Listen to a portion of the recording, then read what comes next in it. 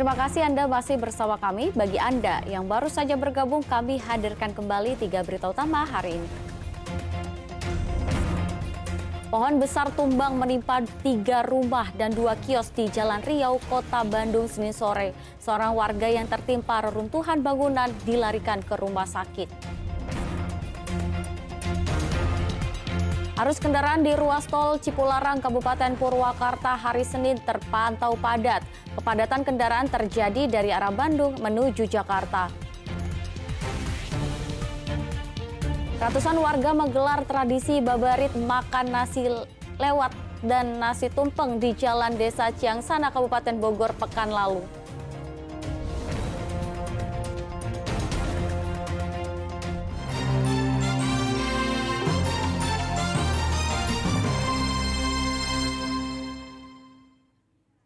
Libur panjang Maulid Nabi sejumlah titik menuju kawasan wisata Lembang, Kabupaten Barat Senin pagi dikepung kemacetan. Di antrean kendaraan mengular menuju kawasan wisata Lembang, Kabupaten Bandung Barat sudah terjadi sejak Jalan Kolonel Masturi. Di titik perbatasan dengan wilayah Kota Cimahi ini, kemacetan menuju arah Lembang sudah mencapai 3 km lebih.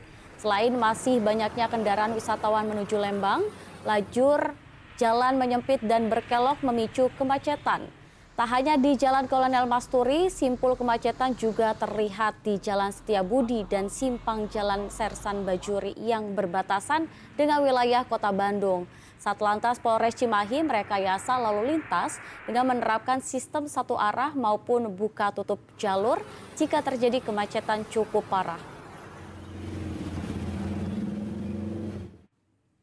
Arus kendaraan di ruas tol Cipularang, Kabupaten Purwakarta hari Senin terpantau padat. Kepadatan kendaraan terjadi dari arah Bandung menuju Jakarta seiring banyaknya warga yang kembali pulang usai berwisata mengisi libur panjang Maulid Nabi. Puncak arus balik juga terpantau di jalur tol Jakarta Cikampek kilometer 55 Kabupaten Karawang.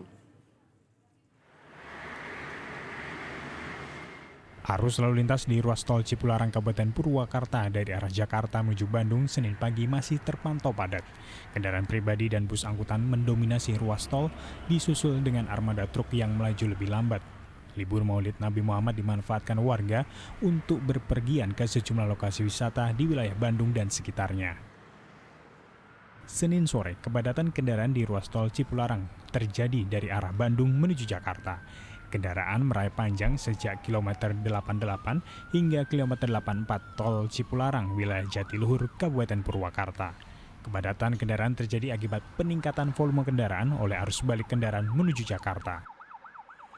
Kepadatan kendaraan terjadi di ruas tol Cipularang Purwakarta dari arah Bandung menuju Jakarta pada Senin malam.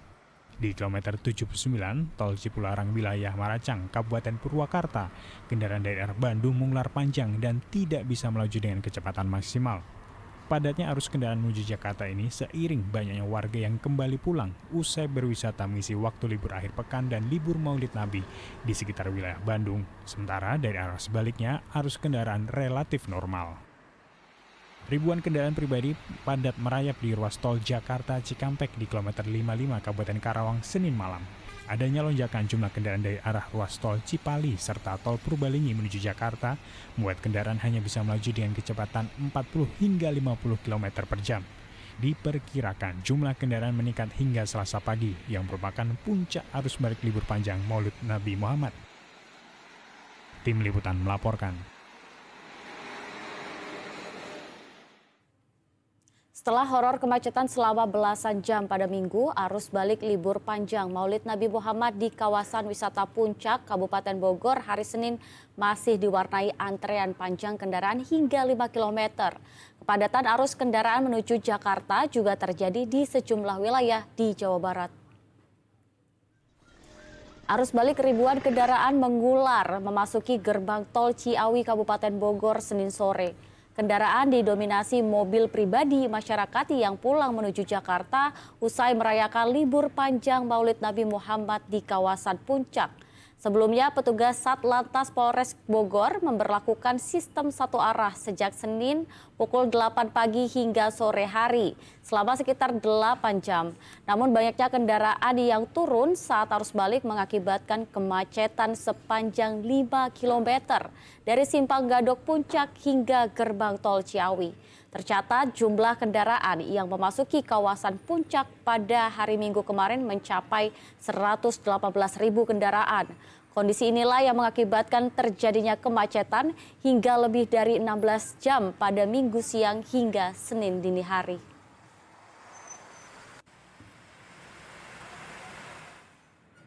Tak hanya kawasan Puncak, habisnya masa libur panjang, maka kemacetan pun kembali terjadi di jalur selatan Jawa Barat. Hal ini terpantau sejak dari Ciawi Tasikmalaya hingga Limbangan Kabupaten Garut. Kendaraan dari arah Tasikmalaya mengalami pelambatan bahkan sering terhenti sehingga terlihat padat memanjang. Kemacetan panjang ini dikarenakan peningkatan arus kendaraan yang pulang setelah liburan dengan banyaknya titik kemacetan seperti persimpangan dan jalan yang sempit dan berkelok. Yang juga tidak kalah padatnya di momen libur panjang akhir pekan adalah Stasiun Wush. Kini kereta cepat yang jadi andalan masyarakat untuk berlibur Jakarta-Bandung. Dampaknya Stasiun Wush padat saat arus balik Senin lalu.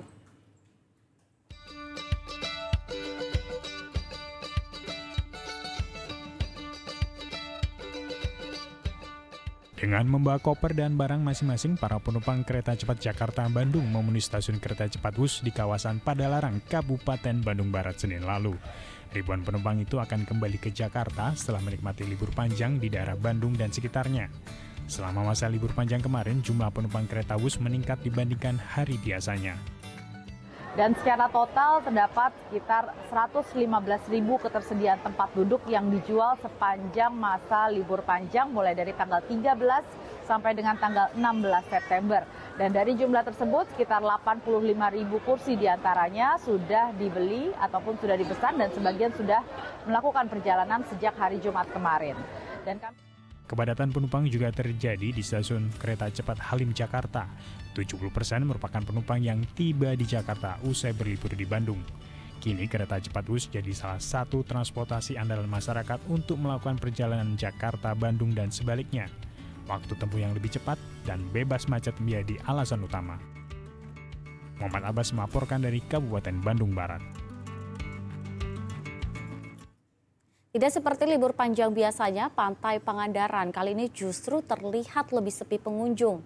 Sepinya wisatawan di Pantai Pangandaran diakibatkan adanya ancaman gempa besar di wilayah selatan Jawa.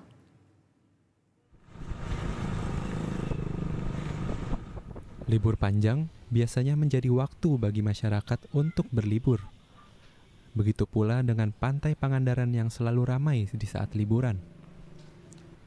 Libur panjang kali ini justru berbeda, di mana Pantai Pangandaran terlihat lebih lenggang seperti hari-hari biasa. Kondisi sepinya wisatawan di Pantai Pangandaran sepertinya dipengaruhi oleh informasi akan adanya megatrust yang mengancam wilayah selatan Jawa. Ditambah lagi, Pangandaran pernah mengalami tsunami. Kalau saya lihat sekarang long weekend, kalau misalkan saya biasa kesini ramai, tapi sekarang agak sepi. Nggak terlalu seperti sebelum ada megatrust lah, ada terkait itu. Mungkin orang-orang pada ketakutan kayaknya dengan adanya isu megatrust itu ada benar atau enggaknya. Tapi kan kita juga kalau waspada tetap sih. Para wisatawan yang datang kaget melihat pantai yang sepi meskipun libur panjang. Namun mereka senang karena pantai menjadi tidak terlalu ramai dan lebih nyaman. Kekhawatiran akan ancaman megatrust juga sempat disampaikan oleh para pengunjung yang datang. Nah itu jujur cukup kaget ya, karena biasanya long weekend ini Pangandaran dipenuhi oleh banyak wisatawan, tapi kemarin sore sempat ke pantai ternyata tidak yang terlalu ramai, dan lihat juga tadi suasana di pagi hari pas lihat sunrise, ternyata nggak yang terlalu ramai gitu. Tapi ya di sisi lain menguntungkan juga lah biar nggak yang terlalu padat gitu.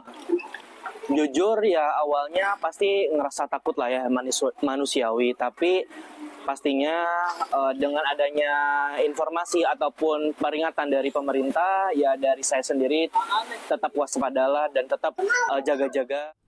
Dampak ancaman megatrust juga dirasakan oleh pengelola wisata di Pantai Pangandaran. Mereka mengaku terjadi penurunan pengunjung semenjak munculnya ancaman gempa besar.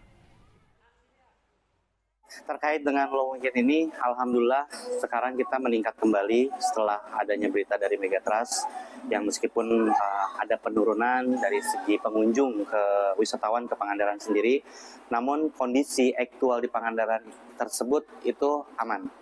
Nelayan dan juga kami masih berkegiatan dengan normal dan juga wisata-wisata yang memang masih ada yang kesini berkegiatan berenang dan lain-lain itu alhamdulillah kondisinya aman sekali. Jadi wisatawan sendiri ataupun yang mau menginap di sini, apakah ada pertanyaan sebelumnya ke pihak hotel? Tentu saja. Jadi banyak beberapa tamu yang memang menelpon ke kami menanyakan terkait dengan kondisi yang sebenarnya di Pangandaran itu seperti apa, karena ada beberapa isu hoax di media yang menyatakan kalau bahwa Pangandaran surut dan lain-lain itu tidak benar. Akhirnya kami edukasi dan kami berikan kegiatan-kegiatan kami yang ada di Pangandaran tersebut. Namun, kondisi pantai saat ini masih terbilang aman untuk dikunjungi para wisatawan. Eko Setiabudi melaporkan dari Kabupaten Pangandaran. Ya, ratusan warga menggelar tradisi babarit makan nasi liwet dan nasi tumpeng di Jalan Desa Ciangsana, Kabupaten Bogor pekan lalu. Tradisi babarit dilaksanakan sebagai syukuran selesainya pengecoran jalan kampung.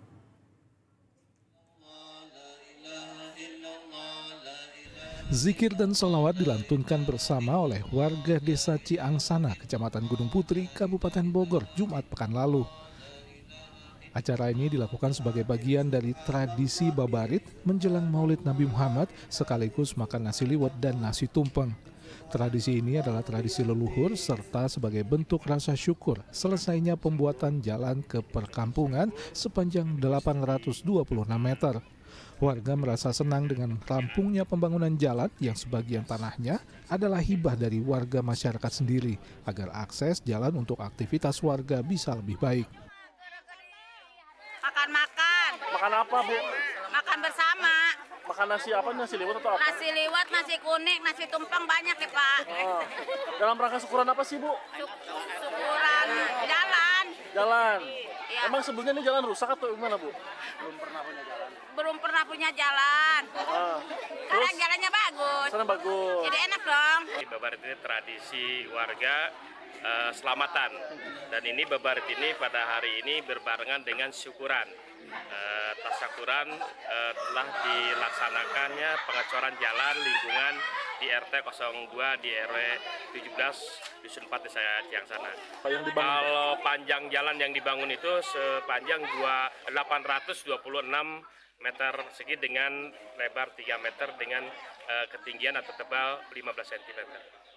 Dengan program bantuan infrastruktur Kabupaten Bogor yang dengan nama Samisade 1 miliar 1 desa. Ini baru pertama ini dicor, karena emang ini jalan swadaya. Jadi ini butuh perjuangan dari Pak RT, Pak RW dan Pak Kadus. Karena jalan swadaya itu adalah jalan yang diberikan oleh masyarakat dan tentunya kami selaku pemerintahan Desa Ciangsana meminta untuk ada surat atau pernyataan hibah untuk jalan. Baru kami bisa ngecor. Dan alhamdulillah berkat perjuangan Pak RT, Pak RW dan Pak Kadus, jalan ini bisa dicor dengan artinya masyarakat menyumbangkan jalan, ada yang 1 meter kali panjangan mungkin, ada yang 1,5 ada dan macam-macam ya. Warga Desa Ciangsana menggelar makan nasi liwet dan tumpeng di jalan desa sepanjang 100 meter. Mereka berharap dengan rampungnya jalan, perekonomian warga membaik dan memudahkan melakukan aktivitas sehari-hari. Asep Solihin melaporkan dari Kabupaten Bogor. Ya, menikmati pesona wisata air yang dikelilingi pemandangan alam yang indah rupanya menjadi tujuan banyak wisatawan di wilayah Garut dan Pangandaran. Objek wisata air panas Darajat Pas Garut dan wisata air Citumbang Pangandaran ramai saat liburan Maulid Nabi.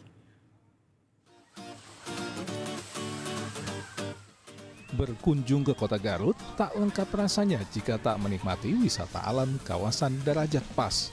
Objek wisata ini menyajikan panorama alam serta kolam dengan sumber air panas di Kecamatan Pasirwangi. Dan pada masa liburan Maulid Nabi, pengunjung dari Bandung, Jakarta, Bogor, Tangerang, Banten hingga Jawa Tengah ikut memenuhi objek wisata ini selain wisatawan lokal Garut. Ya karena rekomendasi juga, terus lihat kan searching gitu bagus, jadi mencoba ke sini sama keluarga banyak. Yang ibu rasain gimana sih Bu airnya? Kalau yang ini lumayan sedang, kalau yang di sana panas banget nggak kuat. Oke. Untuk bisa menikmati kolam air panas dan kolam bermain untuk anak, pengunjung tinggal merogoh kojek Rp30.000 untuk dewasa dan Rp25.000 untuk anak-anak. Tidak hanya kolam air panas, pengelola juga menyediakan sejumlah spot foto dengan pemandangan alam yang menyegarkan mata. Ada juga beberapa kolam yang kita rancang sebagai tempat untuk wahana untuk anak-anak. Jadi ada water park dan di bawah ada ember tumpah dan juga ada giant slidingnya juga kita di sini Darajat Pas itu kita memiliki daya tarik atau sumber air panas. Namun kita juga sudah memikirkan karena tiap kali kita diuji juga untuk dari mulai kadar pH sampai juga kadar belerang di sini, Pak. Sebenarnya kita mampu menampung kurang lebih 20.000, Pak. 20.000 orang sudah bisa pengunjung dengan beberapa spot ya, ada spot pemandangan dan kita tidak hanya tertuju dalam kolam. Tak hanya Derajat Pas di Garut, objek wisata air Citumang Pangandaran juga jadi tujuan wisatawan saat libur Maulid Nabi akhir pekan lalu.